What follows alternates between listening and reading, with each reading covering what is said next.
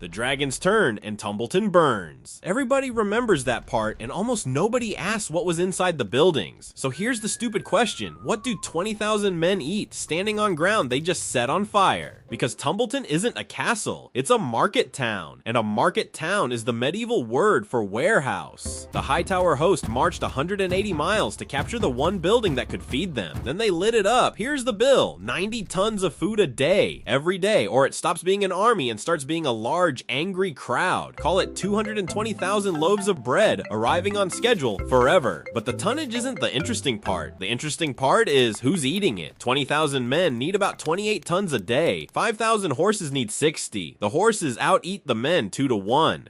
One warhorse has the appetite of 8.5 people, and a horse will not agree to skip lunch. So keep your eye on one thing, not a person, a building. Tumbleton's winter granary. The countryside grows grain in 1,000 scattered fields.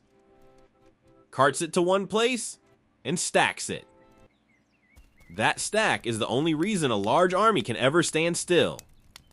Now, about that army.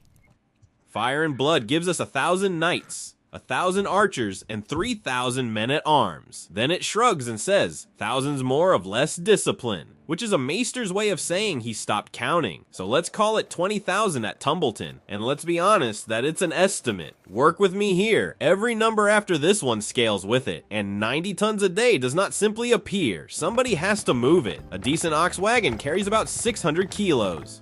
So you need 147 wagon loads delivered daily, which is roughly 300 oxen in harness. And here's the part that ruins everything. The oxen eat too. This is where supply lines go to die. A wagon traveling out to fetch food burns food on the way.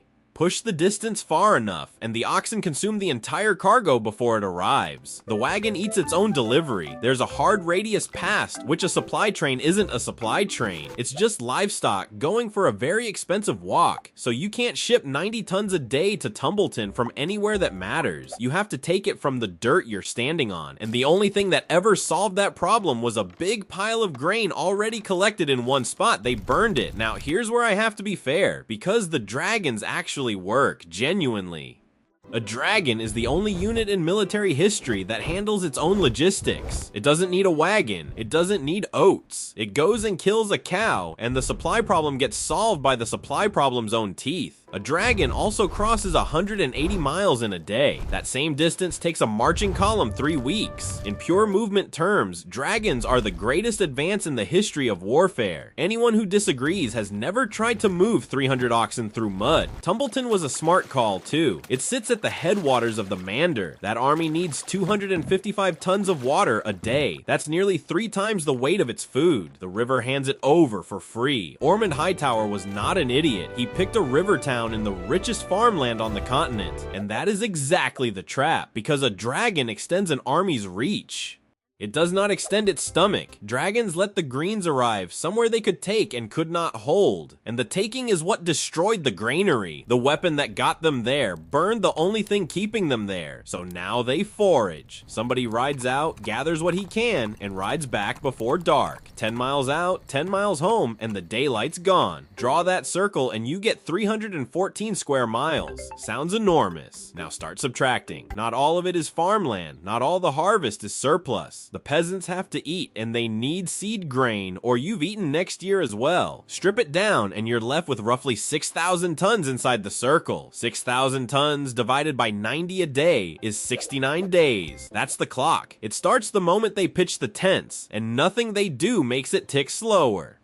And here the history quietly agrees with the arithmetic. Fire and Blood never tells us how long the Green Host sat at Tumbleton. It doesn't give us a date. What it gives us is a symptom. Between the first battle and the second, the army slowly dissipated through desertion and disease.